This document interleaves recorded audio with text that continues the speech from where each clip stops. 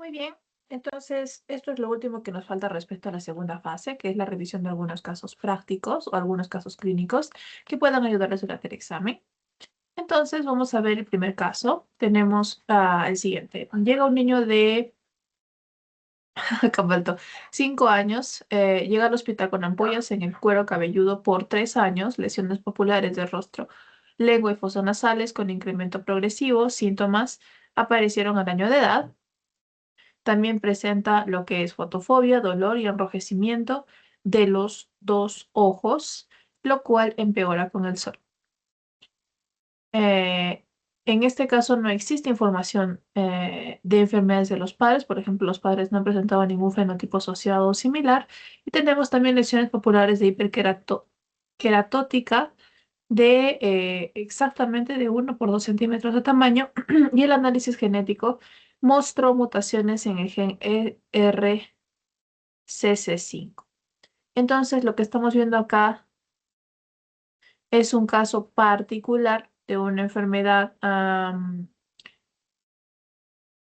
asociada al gen RCC5 y es probable de que sea en este caso, por ejemplo, una mutación de no buen origen, debido a que los padres no presentan como tal una enfermedad o si no es ello, entonces en este caso, si se haya pasado a través de los padres o haya sido de nuevo, ¿no? Entonces, si nosotros vemos un poco acerca del gen RCC5, estamos viendo que es un gen asociado a la división celular y asociado a qué enfermedad, a la senoderma pigmentosa. Entonces, la senoderma pigmentosa es una enfermedad autosómica recesiva. Eso podría explicar por qué los padres no tienen la enfermedad. Por lo tanto, lo más probable es que sean portadores asintomáticos. Y en este caso es una enfermedad de origen genético. eh, que se caracteriza fenotípicamente por una hipersensibilidad marcada a las radiaciones ultravioletas, en donde se han detectado varios genes que pueden estar afectados e impactar directamente en la reparación del ADN y que pueden ser, entre ellos, el que has mencionado, ¿no? El ERCC5, que es en realidad todo un grupo del 1 al 5, Pol H, XPA, XPC, DDB2. En este caso, estos genes suelen ser considerados como genes supresores de tumores debido a que reparan el ADN. Lo opuesto, entonces, sería una falta de reparación en el ADN, lo que genera una inestabilidad genética, ya introduciéndonos un poco en los cánceres de origen genético. En realidad es una enfermedad muy rara porque va a afectar más o menos a 2 a 4 nacidos vivos de cada millón de habitantes y se ha visto de que estas personas suelen tener un riesgo más elevado de padecer cánceres cutáneos. Lógicamente, como hemos mencionado, estos genes reparadores del ADN suelen entonces activarse o suelen estar presentes durante la replicación celular, evitando por lo tanto mutaciones asociadas a la misma. Sin embargo, si no están presentes, por lo tanto el gen se vuelve inestable o adquiere reparaciones no asociadas a la replicación o, por ejemplo, reparaciones no homólogas, lo que conlleva finalmente a casos de cáncer, en este caso células aberrantes que ya no tienen ningún control dentro de su ciclo celular. Y los cánceres más frecuentes van a ser los melanomas metastáticos, carcinomas vasocelulares, cánceres oculares y tumores gastrointestinales en menor proporción. Todo lo que van a ser, en este caso, epitelios, especialmente porque van a tener una mayor capacidad de división debido a su regeneración constante. Suele aparecer al final del primer año de vida con un enrojecimiento severo de la piel, fotofobia, quemadura solar y ampollas. Vamos a pasar al siguiente. Acá tenemos un caso clínico 2, en donde se menciona un hombre de 40 años con antecedentes médicos de la enfermedad de Behçet y visión gravemente comprometida que presentó un trastorno cognitivo y corea. Sus síntomas comenzaron hace 8 años, tiempo durante el cual el paciente se ha deteriorado constantemente. Su madre menciona tenía síntomas similares y diagnosticaron la enfermedad de Huntington para ella. Sin embargo, pocos miembros de la familia materna también se vieron afectados. Ninguno de los familiares de la madre fue examinado previamente. y se envió sangre periférica para muestras genéticas de la enfermedad de Huntington. Entonces, si recordamos un poco la teoría que hemos visto anteriormente, la enfermedad de Huntington es una enfermedad autosómica dominante. En este caso, hay muchas partes de los genes que no se han logrado evaluar, pero sabemos de que Huntington se caracteriza por duplicaciones repetitivas acumulativas a partir de diferentes generaciones. Entonces, nuestro probando es el que tenemos entre 5, que es posible gracias a la corea, al problema cognitivo, que tenga Huntington, tal vez un poco temprano, pero si ha tenido antecedentes familiares, entonces estamos dentro de la ventana de edad fenotípicamente. Y tenemos acá madre, que si está tachada significa de que es madre fallecida y tía, las cuales están afectadas. Entonces su madre ya ha fallecido, pero es la que tenía síntomas de Huntington o similares. Y la otra única persona que ha sido examinada previamente ha sido la hermana de la madre. Y finalmente una posible afectación también a primera generación. Entonces tenemos acá 3 generaciones consecutivas, por lo que es muy probable de que el número de copias haya aumentado. Si ya se ha presentado en la primera generación, lo más probable es de que estemos en posición limítrofe, que es aproximadamente unos 35 a 39 repeticiones. Y ya para la persona, nuestro probando, que tiene 40 años, probable de que ya esté por las 40 repeticiones, un poco más. Entonces, vamos a ver los resultados de Huntington. Sí, es en el mismo caso. Entonces, tenemos acá el análisis del tamaño de fragmentos en el secuenciador AVI 3777.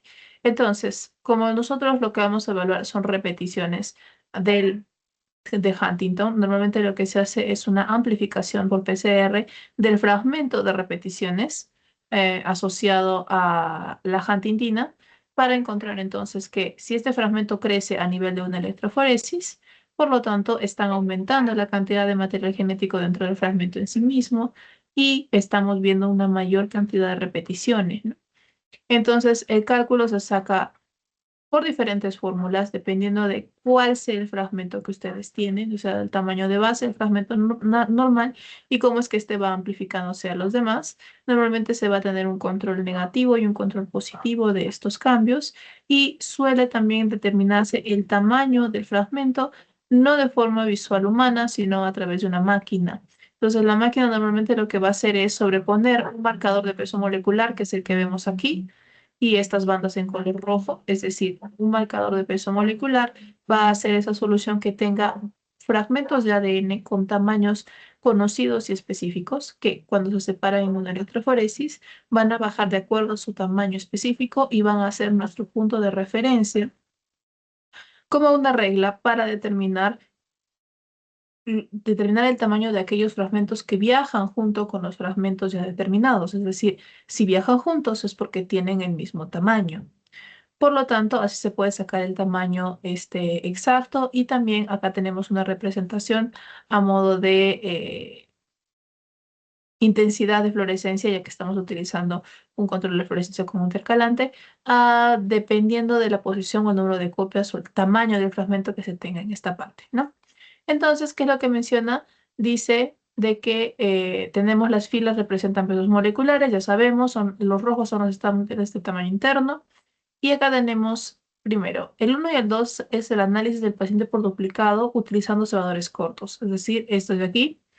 El 3 es un control de 17, el 4 es un control de 16, el 5 es un control de 13 y 42, y el 6 es un control de 1468, el blanco es el 7, el 8 y el 9 es el paciente analizado por duplicado utilizando cebadores largos. Entonces, lo que estamos viendo acá nosotros es una representación de controles heterocigóticos, porque tenemos siempre un control que va a tener una cromatide sana, que es la de 17, por ejemplo, y 23, que está aquí, ambos sanos. Luego tenemos una que es de 16 y 33, entonces como pueden ver ya está un poquito más arriba.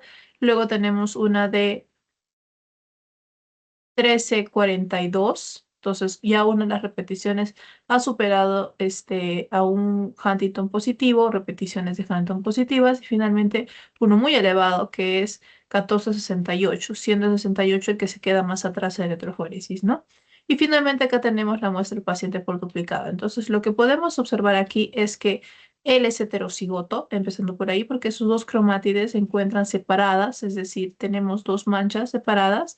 Y luego observamos más o menos de que la primera mancha, la primera cromátide, se encuentra a la altura del valor más alto de nuestro control 5, que es 42, sea aproximadamente 42 repeticiones. Mientras que la segunda cromátide, el segundo alelo, va a estar un poco por debajo de nuestro último valor de 68. Acá obviamente de forma visual no podemos saber con exactitud cuánto es ese 68, por lo que para eso están entonces estos gráficos de aquí, los que nos van a permitir determinar, gracias a una fórmula, cuáles van a ser las duplicaciones correctas, ¿no? Entonces, lo que podemos observar acá, no, porque eso está borrado, lo que podemos observar acá es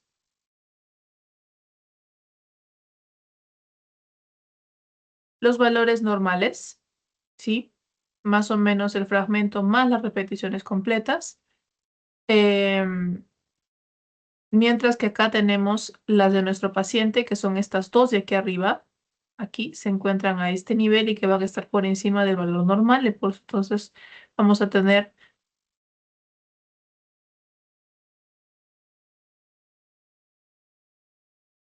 vamos a tener un cálculo basado en este resultado que nos va a dar, como dice acá abajo, porque los resultados ya están puestos, ¿no? Alelo 1, 18 repeticiones EAG. Alelo 2, 39 repeticiones EAG.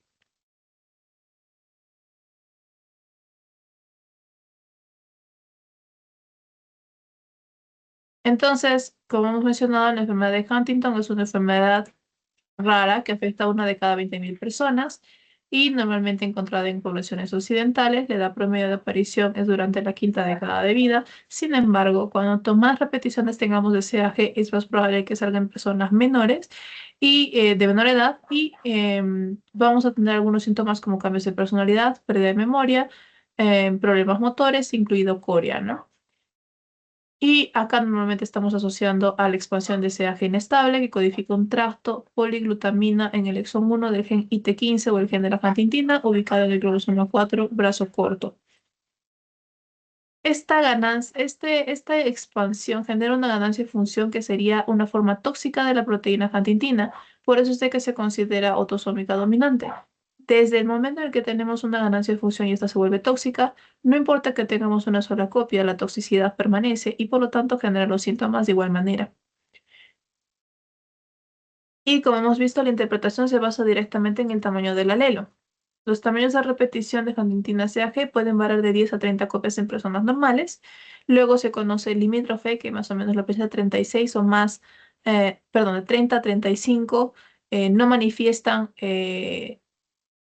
Huntington, pero está en una zona de limítrofe que se conoce como un pequeño riesgo de que la descendencia sí lo posea. Y una vez que pasamos el rango 36-40, que es limítrofe, que es penetrancia incompleta o la zona gris, ahí vamos a tener todavía algunas cuantas señales y finalmente a 40 a más o 42 a más ya desarrollamos la enfermedad.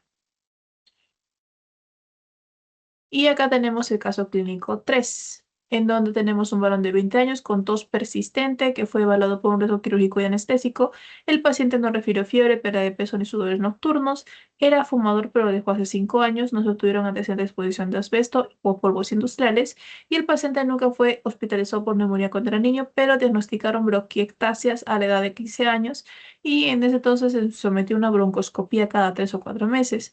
También informó antecedentes de lesión contusa de tórax por traumatismo a los 19, radiografías de tórax que mostraban áreas irregulares de la opacidad espacio-aérea que afectaban predominantemente los lóbulos superiores de forma bilateral, y estos hallazgos se interpretaron como sugestivos de bronquiectasias con lóbulos superiores.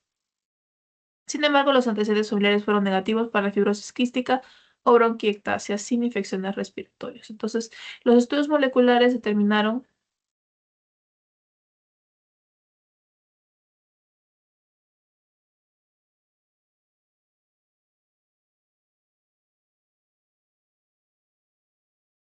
Se determinaron que el paciente era un heterocigoto compuesto para la mutación del gen SFTR con los delta F508, así como la mutación R117H. Los resultados introducieron 8 un intrón 8 polité e informaron dio resultado positivo a R117H.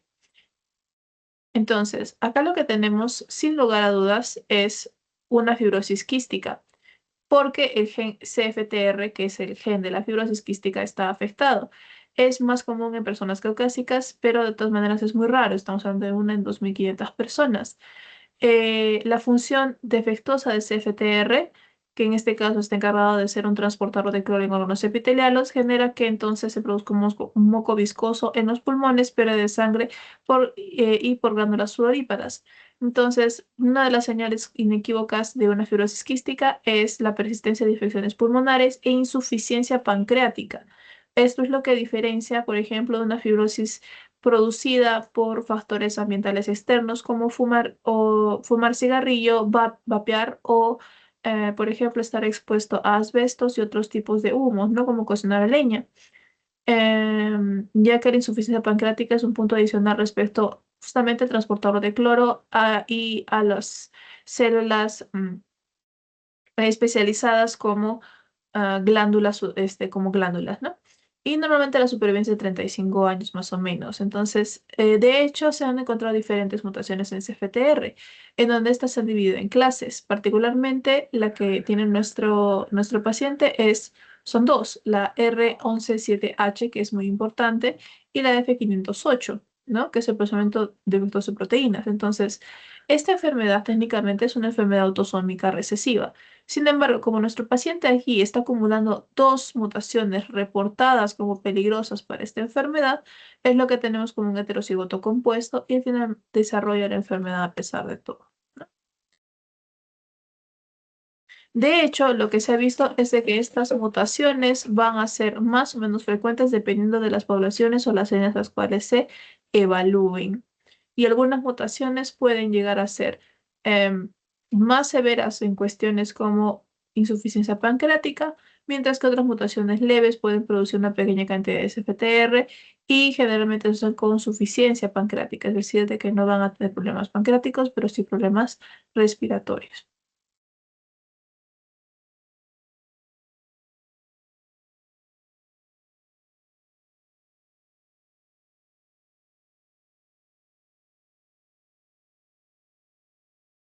Muy bien, más o menos es una idea de lo que son algunas de los casos clínicos que pueden trabajar y creo que los demás pueden revisarlos de forma personal.